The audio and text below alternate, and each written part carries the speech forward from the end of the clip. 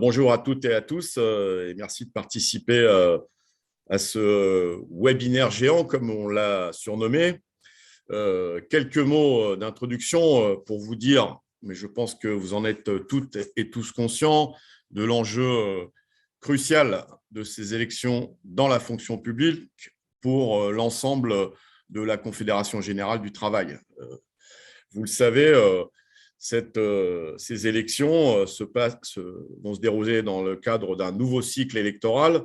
Et pour mémoire, lors du précédent, nous avions environ 11 300 voix de retard avec la CFDT, en confondant les élections du public et du privé. Donc, un enjeu essentiel pour l'ensemble des militants et des militantes, des syndiqués de la CGT, quel que soit leur secteur d'activité.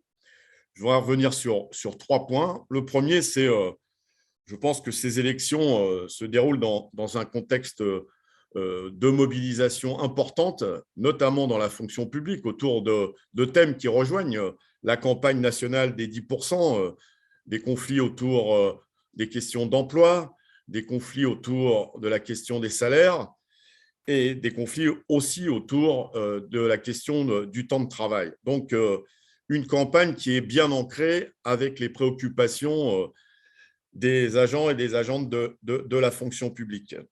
Je pense donc que ce contexte de mobilisation doit très, très bien s'articuler avec l'enjeu du vote CGT pour ces élections professionnelles, en quelque sorte comme une forme de mobilisation, d'action tout à fait complémentaire avec les luttes que nous connaissons dans diverses professions.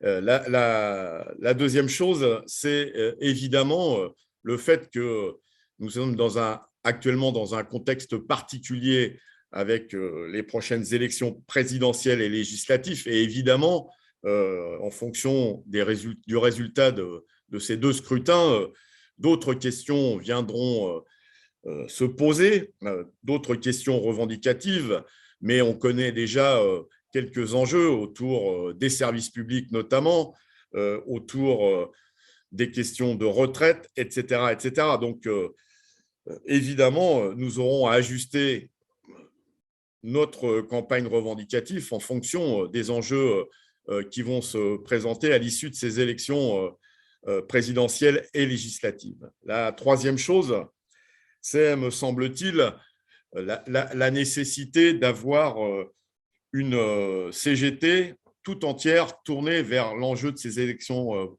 dans la fonction publique.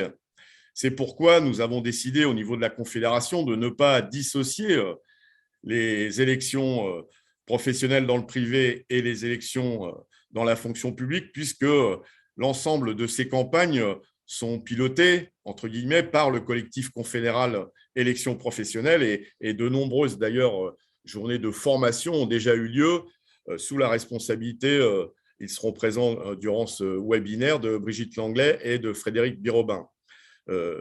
Une campagne coordonnée qui permet de mesurer les enjeux du vote CGT à tous les niveaux, ce qui est essentiel pour moi. Donc, si c'est un enjeu pour l'ensemble de la CGT, il y a besoin de faire un effort important, et je suis assez solennel sur ce terme, sur donner des moyens pour que chacun puisse mener la campagne. Donner des moyens notamment à nos unions départementales et à nos unions locales qui sont le véritable relais de proximité en lien avec leurs syndicats pour faire voter CGT.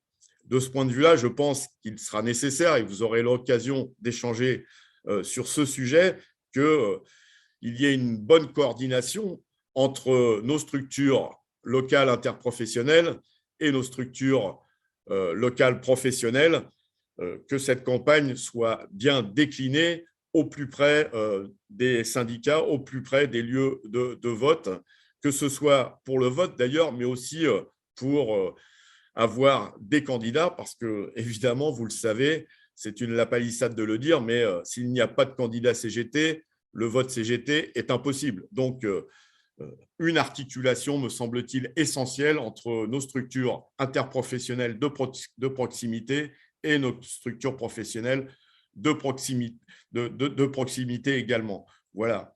Dernière chose, me semble-t-il, qu'il faut souligner, c'est que nous avons besoin rapidement d'avoir un plan de travail conjoint, évidemment, qui repose beaucoup sur l'ensemble des fédérations concernées, mais un plan de travail concret de visites de syndicats, de rencontres avec les agents et les agentes pour pouvoir échanger, discuter, recueillir les revendications et surtout insister sur le vote CGT.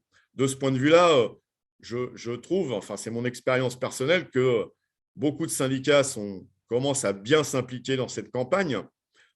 Pour preuve, c'est que moi, j'ai déjà plusieurs sollicitations, que ce soit dans les hôpitaux, les EHPAD, mais aussi dans les collectivités territoriales, dans la fonction publique d'État, pour aller passer une journée, parfois même une nuit, je pense à un hôpital en Bretagne, en contact avec les salariés. Donc, cette nécessité d'avoir un plan de travail et un plan de visite de syndicats me semble essentielle et doit être formulée rapidement afin justement qu'il y ait une très bonne coordination entre nous et que nous puissions aller partout rencontrer les agents et les agentes de la fonction publique.